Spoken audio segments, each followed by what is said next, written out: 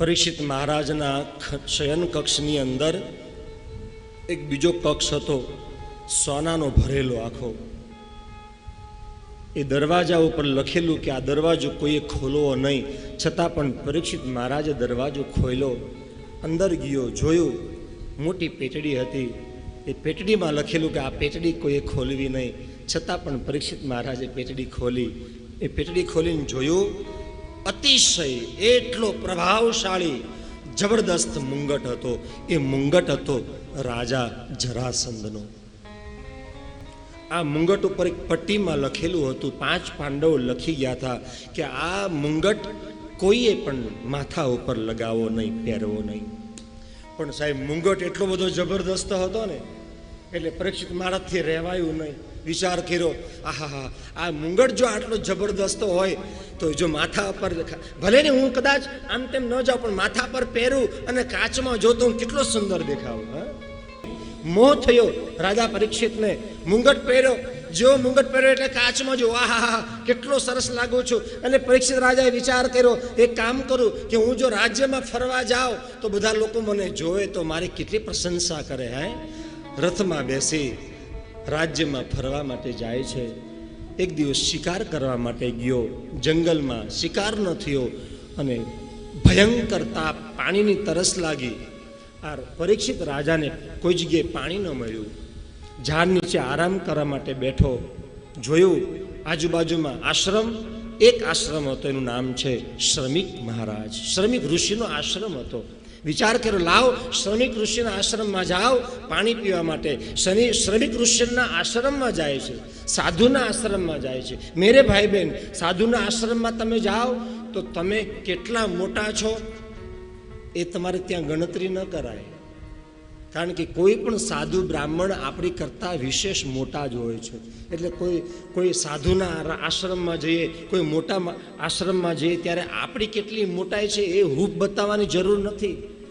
કારણ કે સાધુની પાસે ભિક્ષુક થઈને જવાય, બ્રાહ્મણની પાસે ભિક્ષુક થઈને જવાય.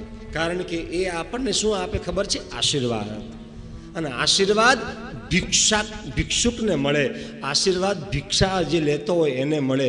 હૂફત બતાવીને આશીર્વાદ ન મળે. અને જે પણ ભગવાનની પાસે ગયા છે એ કોઈ મોટા માણસો થઈને ભગવાનની પાસે નથી ગયા. અર્જુન નાનો માણસ થઈને ગયો ભગવાનની પાસે, એટલે ભગવાન એને સાથ આપ્યો.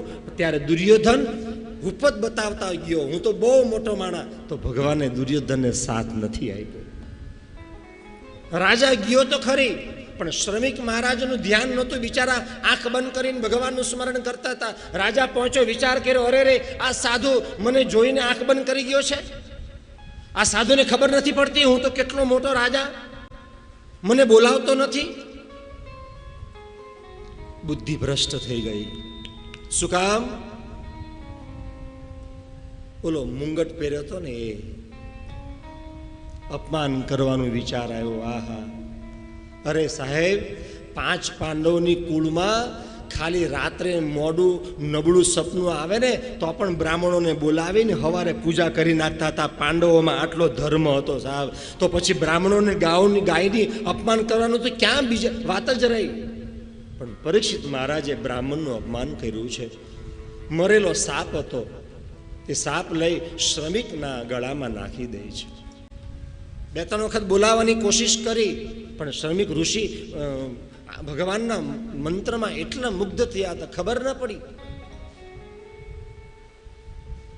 અઘોર પાપ કર્યું છે રાજા પરીક્ષિતે. શ્રમિકના ગળામાં મરેલો સાપ નાખી અને નીકળી જાય છે. શ્રમિકનો દીકરો, નામ છે શ્રીંગી. શ્રીંગી જ્યાં આવે જોયું તો મરેલો શ્રાપ બાપના ગળામાં નાખી જોયો અને શ્રીંગી ખીજવાઈ ગયો. નાનો એવો સાધુનો દીકરો હતો, ખાલી 10-12 વર્ષનો. હા, પણ સાહેબ આંખ બંધ કરીને જોઈ લીધું એની વિદ્યાથી. કોણ આવ્યું હતું કે બોલે રાજા આવ્યો તો મારા બાપના ગળામાં શ્રાપ નાખ્યો. સાહેબ મોઢામાંથી શબ્દ નીકળી ગયા, જે રાજાએ મારા બાપના ગળામાં સાપ મરેલો નાખ્યો, આજથી 7 દિવસ પછીથી નાગથી એનું મૃત્યુ થશે. હા, શ્રાપ લાગી દીધો. જો શ્રાપ બોલ્યા, 12 વર્ષનો હતો ખાલી શ્રીંગી, કાંઈ મોટા નહોતા. સાધુ બ્રાહ્મણના દીકરાઓ ભલે ખાલી 2 મહિનાના હોય, ભલે 2 વર્ષના હોય, ભલે 12 વર્ષના હોય, પણ એ બ્રાહ્મણ જ કહેવાય. હા, એ સાધુ જ કહેવાય. 3 જણને ક્યારે પણ નાના ન સમજવા. નંબર 1, બ્રાહ્મણને ક્યારે નાના ન સમજવો. આપણને એમ કે 10 વર્ષનું પોયરું છે, શું કરી દેવાનું? પણ 10 વર્ષનું પોયરું આ પેલા રાજાને શ્રાપ આપી દીધો. હા, બ્રાહ્મણ એ કરી શકે. બ્રાહ્મણ પાસે તાકાત છે, બ્રાહ્મણ પાસે શક્તિ છે. આ સંસારની અંદર ભગવાન કોનાથી ઓળખાય? બ્રાહ્મણથી ભગવાન ઓળખાય છે. નકર આ દુનિયા ભગવાનને કઈ રીતે ઓળખી શકત જો બ્રાહ્મણ ન હોત તો? બ્રાહ્મણ દેવ છે. 3 વસ્તુને નાનો ન ગણાય. નંબર 1 બ્રાહ્મણ, બીજું શ્રાપને નાનો ન ગણવો. નંબર 3 1.5 ફૂટનું અંકુશ હોય એને નાનો ન ગણવો.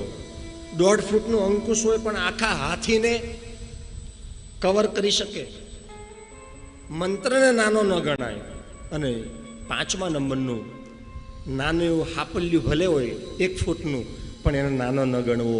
એ ક્યારે દંખ મારે અને ક્યારે ઝેર ચડે ને ક્યારે મરી જવાય ખબર ન પડે. હા, શ્રીંગીએ શ્રાપ આપ્યો. શ્રમિક મહારાજે આંખ ખોલી જોયું, બધી જ ખબર પડી ગઈ. દીકરાને કીધું કે બેટા, આટલી નાની એવી ભૂલથી તે શ્રાપ આપ્યો રાજાને? આપણા રાજ્યનો રાજા છે, શ્રાપ એમ ન અપાય. રાજા મરી જશે તો સમાજમાં અરાજકતા ફેલાઈ જશે. શ્રીંગીએ કીધું કે પિતાશ્રી હવે શું કરવું? અપાઈ ગયું. શ્રમિક ઋષિ કહે કે બેટા જા, રાજા પરીક્ષિતને કહી આવ જલ્દી.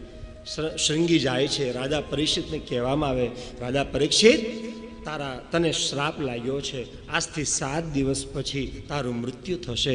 આ બાજુ રાજાએ પેલો જરાસંધનો મુગટ જેવો ઉતાર્યો ને, ત્યારે રાજા પરીક્ષિતના આંખમાંથી આહુડા આવી ગયા. ઓહો, મેં શું ભૂલ કરી?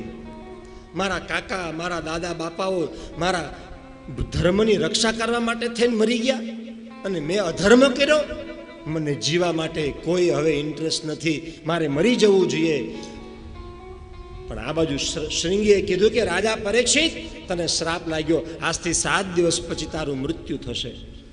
રાજા પરીક્ષિત હરખાઈ ગયો સાહેબ. હા, આંખમાંથી આહુડા હરખના પડવા લાગ્યા. ઓહો, હવે મને એટલી તો ખબર પડી કે આજથી 7 દિવસ સુધી મારો વાંકો વાળ આ સંસારમાં કોઈ નહીં કરી શકે. હા, લોકોને 1 કલાકની પણ ખબર નથી ક્યારે મૃત્યુ થવાનું છે, પણ રાજા પરીક્ષિતને ખબર તો પડી ગઈ ને કે 7 દિવસ પછી મૃત્યુ થવાનું છે.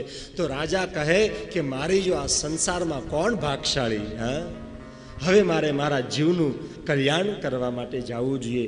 એટલા માટે રાજા પરીક્ષિતે વ્યાસનો દીકરો સુખદેવજી મહારાજને બોલાવવામાં આવે છે.